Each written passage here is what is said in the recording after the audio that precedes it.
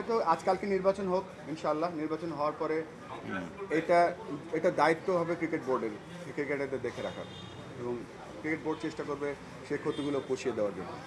বিপিএলটা ও BPL এর মতোই হবে। এখন পর্যন্ত কোনো একটা নতুন বোর্ড আসলে সব যা আছে সব নর্মাল আছে।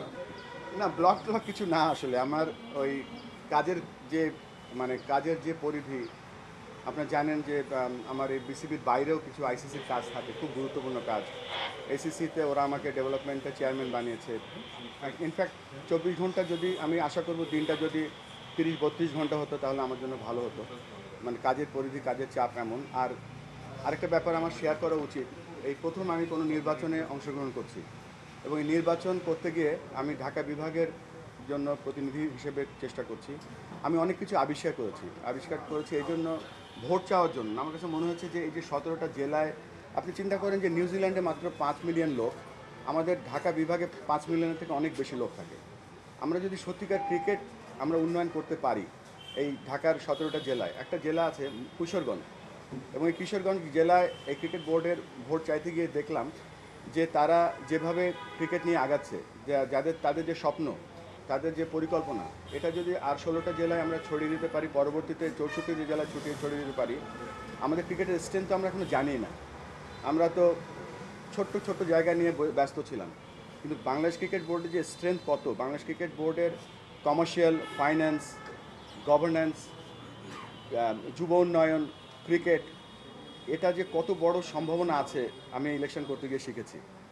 তো আমরা সবসময় আপনাদের পাশে চাইবো, এবং এটাও চাইবো যে আপনারা আমাদেরকে গঠনমূলক সমালোচনা করেন, সো দ্যাট আমরা আমাদের ইমপ্রুভমেন্টস এরিয়াগুলো পাই। যেমন আমরা ক্রিকেটারদের সাথে আমরা একটা শেয়ার অ্যান্ড কেয়ার প্রোগ্রাম করে জানতে পেরেছিলাম যে অ্যাকচুয়ালি ক্রিকেটারদের কী নিড। আমরা তাদেরকে কোনো বায়োমেকানিক্যাল সাপোর্ট দিতে পারি না, প্রপার রিহ্যাব সাপোর্ট দিতে পারি না, আমরা স্পোর্টস সায়েন্সের কোনো কিছুই করতে পারি না।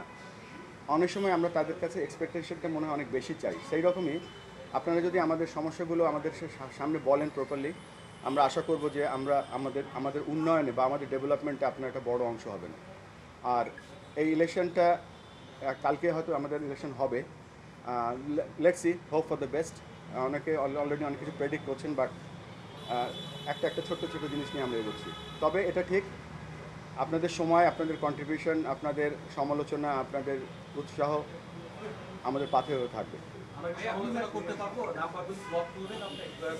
না, সমালোচনা নাম্বার তো ব্লক বলা যাবে না এখানে। অনেক সময় অনেক কিছু, অনেকের নাম্বার যায় না, ইম্পসিবল। এটা তো ব্লক আপনার ইম্পর্টেন্ট পার্ট আপনারা।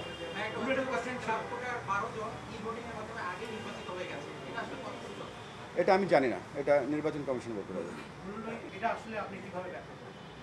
ওই যে সব কিছু প্রথম ক্রোশ, আমি নিজেও শিখছি প্রত্যেকটা দিন।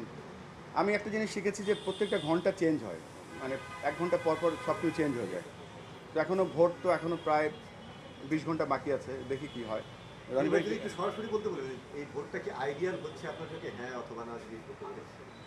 আইডিয়াল ভোট হচ্ছে কি না এটা নির্বাচন কমিশন বলতে পারবে। ভোটে তো আপস অ্যান্ড ডাউন থাকবেই, এবং এটা আমার জন্য প্রথম, হয়তো ভাবছি এটাই হয়তো নর্মাল।